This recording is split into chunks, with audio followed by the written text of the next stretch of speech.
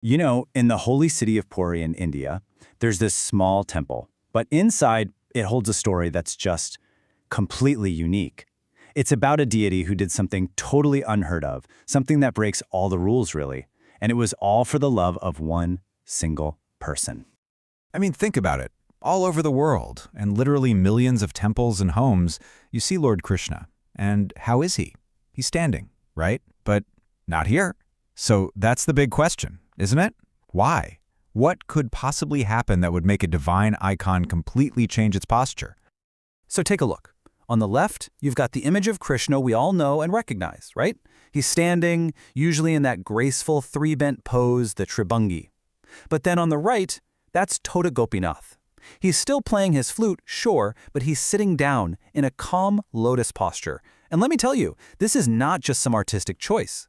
This is a massive anomaly, something that's never happened before or since. And the story behind why? Well, that's what we're about to get into.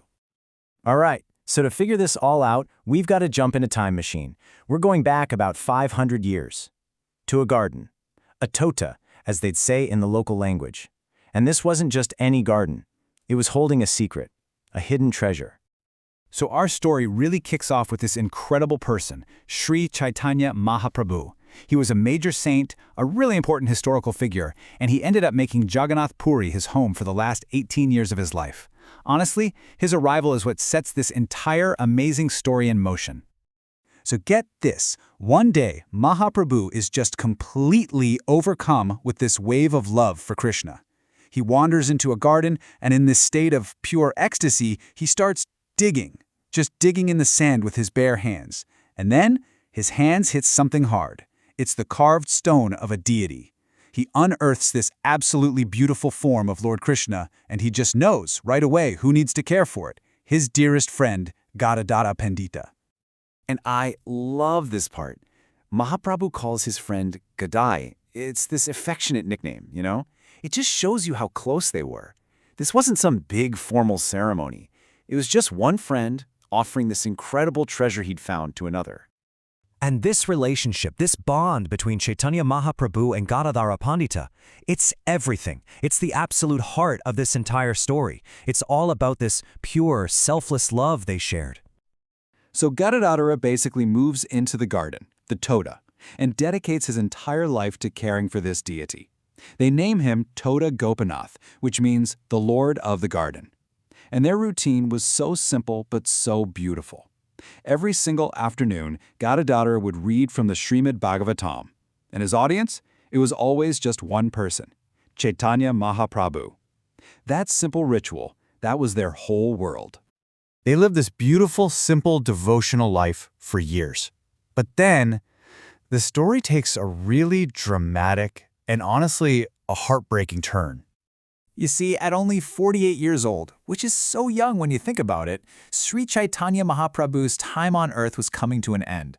After completely changing the spiritual landscape of India, his departure was going to be just as extraordinary as his life had been. I mean, he didn't just pass away in an ordinary sense.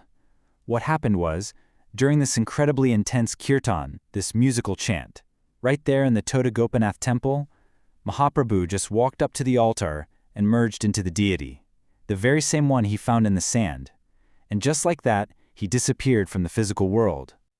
And here's something that just gives me chills. If you go to that temple today, right now, you can still see a little golden streak on the deity's right knee. And that's pointed out as the exact spot where he entered. It's like a physical scar left behind by a divine event. Now you have to imagine what this did to Gadādhara. It was just an unbearable loss. The disappearance of his best friend, his everything, threw him into what the old texts call the intense agony of separation. And this grief, it wasn't just in his heart. It literally broke his body. He aged prematurely, his body withered, and he became all stooped and bent over, just from the sheer weight of his sorrow. And get this, he was only 47 years old. He should have been in his prime. But his grief was so powerful, it had ravaged his body, making him look frail and ancient. And this physical change, this is the absolute key to the miracle that's coming next. So, this profound sorrow, this physical weakness, it all sets the stage for the climax of the story. And believe me, it's an act of divine love and compassion that has never ever been repeated. Because he was so bent over and his arms were so weak, Gadādhara couldn't do his service anymore. Tota Gopinātha was standing tall, and Gadādhara, he just couldn't reach. He couldn't place the flower garland around his neck, couldn't even dress him properly. Can you just imagine the heartbreak?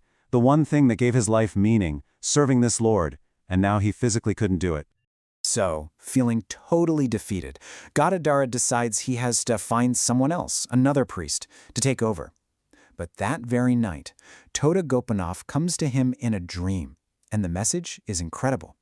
The Lord says, "No, I insist that you and only you serve me." And then he makes a promise. He says, "If you're having trouble, then starting tomorrow, I will become shorter for you." The next morning, when Gadādhara walks into the temple, he just can't believe his eyes. The promise from the dream, it came true, but in a way that no one could have ever imagined. See, the Lord didn't just shrink.